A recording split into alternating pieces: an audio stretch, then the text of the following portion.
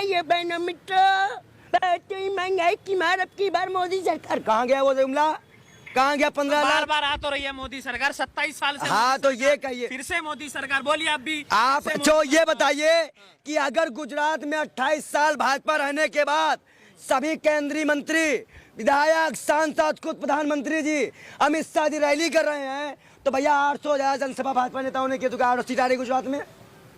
अगर राहुल गांधी जी दाढ़ी रखते हैं तो लादेन कहला दिए जाते हैं, तो मोदी जी जितनी बड़ी दाढ़ी रखी है उन्हें क्या कहा जाए? फिर कौन सा आतंकवादी अटैक देंगे उनको? आप लोगों को सिर्फ एक चीज समझ में आती है, मोदी मोदी मोदी मोदी मोदी रे मोदी मोदी रे मोदी, और कुछ समझ में आया आज तक? आपको ना महंगाई दिख रही है। एक पेट्रोल डीजल की मार को लेकर जब यूपी चुनाव था पेट्रोल के दाम हाई पे थे, लेकिन कंट्रोल कर दिया गया। बंगाल चुनाव में दाम कम हुए, लेकिन उसके बाद भी दाम कम नहीं किए गए। सरकार कहती है, कंपनियां तय करती है। घर से थोड़ी ना देगी। बवासीर है मुका, नहीं सुन पा रहे हो क्या? क्या यार, बवासीर है? हाँ। सुन लो, जो सवाल है तो बोल लो, फिर बोल लो, थोड़ी बोलो, अब तुम ही बोल लो, बोलो। अरे सरकार खरीद कर लाती है, लाके बोल लेना तो था ना, यहाँ बोलना है, बोल दिया, बोल लेना। अभी नहीं बोलोगे ना, तुम खा लो, नहीं गलत बोलेंगे तो टोकेंगे नहीं। काय टोकोगे गलत बोलेंगे और तुम लोगों को गलत बोलेंगे तो जब तुम्हारे कपड़े उतारे गए पत्रकारों के मध्य प्रदेश में, तो हमने भी तो बोला था कि पत्रकारों कपड़े क्यों उतरवाते हो? तुम्हारे कपड़े भी उतरने चाहिए और तुम्हें कुटाई भी होनी चाहिए, तब सुधरोगे। भाषा का संयम खो देते हैं। अरे आप तो संत है। भाजपा वाले से कहो ना, कपड़े उतारने में संयम में क्यों खो जाते हैं? अगर महिला पत्रकार होती तो क्या करते?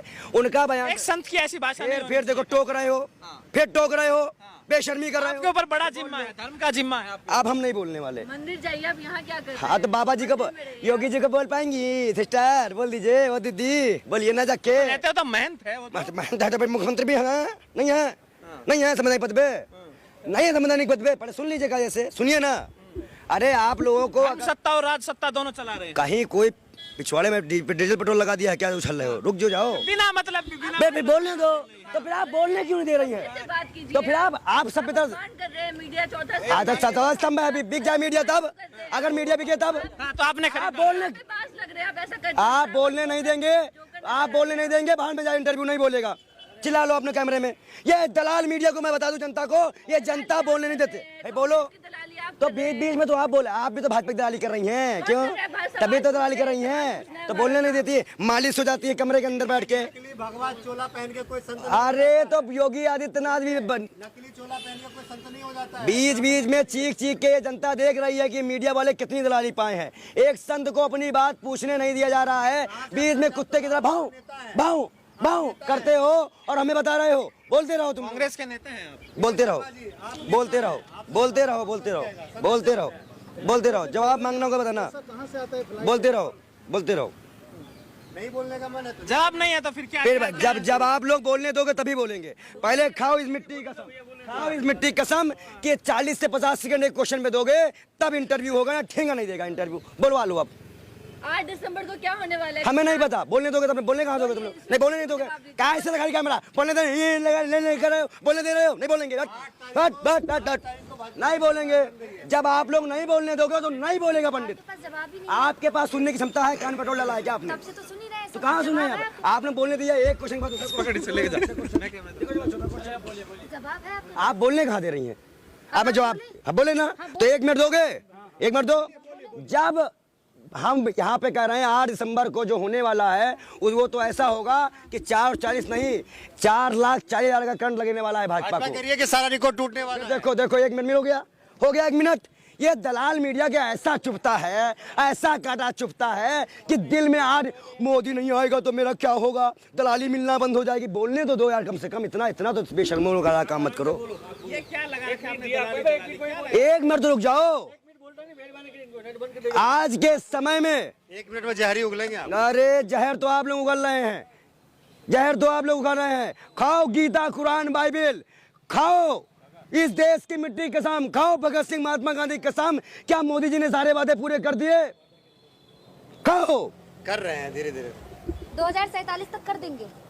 मैं एक चीज बता दूं आपको, धीरे धीरे तो उन्होंने यशोदा बहन को भी छोड़ दिया, धीरे धीरे उन्होंने देश की जनता को छोड़ दिया। तो 50 लाख की गर्लफ्रेंड पसंद नहीं था, कांग्रेस की विधवा पसंद नहीं था, आप लोगों की आंखें और काने बहरे और अंधे हो जाते हैं। आप लोग नहीं सुनाई देता है प्रधानमंत्री की बातें। जो व्यक्ति राजनीति में नहीं है उसको राजनीति में नहीं घसीटना चाहिए। और आप व्यक्तिगत प्रधानमंत्री, पूर्व प्रधानमंत्री रेनकोट का पीएम कहा गया, वो प्रधान राजनीति में थे, राजनीति में थे तो क्यों कहा गया उनको भाजपा वालों ने?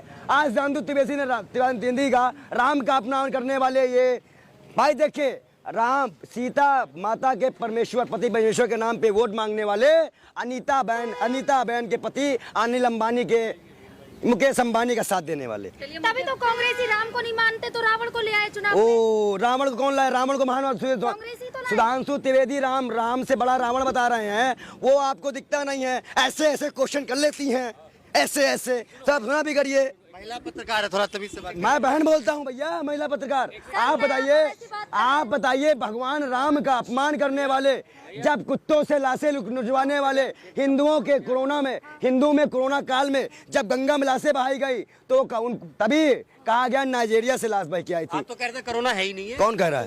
कौन कह रहा है कोरोना नहीं था? WHO ने कहा था। मोदी जी को धन्यवाद बोलिए। क्या थाली बजाने के लिए? एक मिनट सुन लो, सुनो थाली बजाने के लिए, थाली बजाने के लिए उन लोग कोरोना बजाएंगे? बताइए। आज जब कोरोना, प्रधानमंत्री पे गर्व होना चाहिए कि कल रैली थी उनकी 38 मिनट की, उसमें भी एम्बुलेंस को रास्ता दिया है। वो स्क्रिप्टेड था।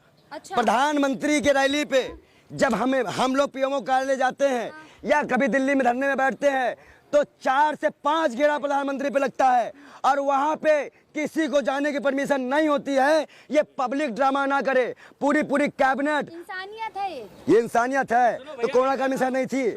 छोड़ो मैं ये पूछना विजय जी, मैं पूछना चाहता हूँ कि मौत का सौदागर बोला था एक बार मोदी जी को, एक बार नीच बोला था, आज बोल दिया रावण।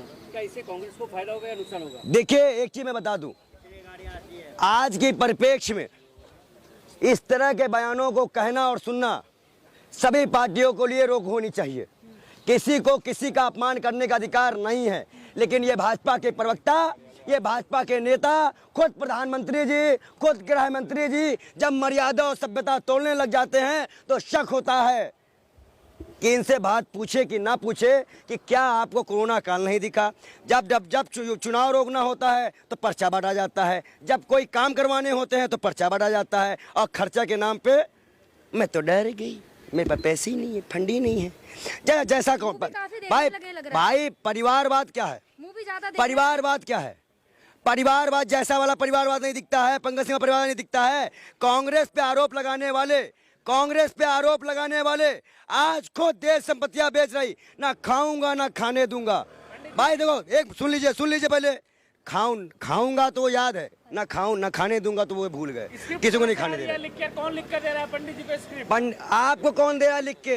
इतना पूछने के लिए, मोदी करने के लिए बता देना आप। टाइम है। अमित शाह कह रहे हैं कि भाजपा ने पूरे देश में जो है गुजरात को विकसित राज्य बनाया और यहाँ के लोगों का भरोसा भी जीता है। बांगड़ गांव चले जाओ आप, यहाँ पे सजाना गांव चले जाओ आप, यहाँ के 54 गांव के लिए हमसे लेके जाओ। जाओ रुक जाओ एक मिनट, नहीं ऐसे नहीं देंगे, जीना आराम कर दिया। नहीं बोलेंगे, आप चले गए, नहीं बोलेंगे। 4 गांव हमारे क्वेश्चन को पूरा नहीं करने दोगे, ठेंगे देगा जब तुम्हारे। जब आपके पास जवाब ही नहीं, जब ये बोल इनका क्वेश्चन आएगा तो इनको जवाब दे कि तुम लोग करोगे तो बोलने देंगे हम। इंटरव्यू करते हो, मजाक करते हो जी? 1 मिनट में नहीं बोलने दे रहे हो तुम लोग। टफ इंटरव्यू देने का आपको अरे तुम 20 ट्रक में लो, नरेंद्र मोदी के सामने लो, नरेंद्र मोदी के सामने हाय चैलेंज तो करा दो भाजपा के किसी भी दलाल पत्रकार से करा दो, हिम्मत है तो लाइव कराओ, हाय हिम्मत। अरे नेताजी मेरी बात सुनिए, जो अमित शाह ने कहा है वो कितना सही है? हाँ बीजेपी पत्रकार सुनिए, हम ही सुनिए।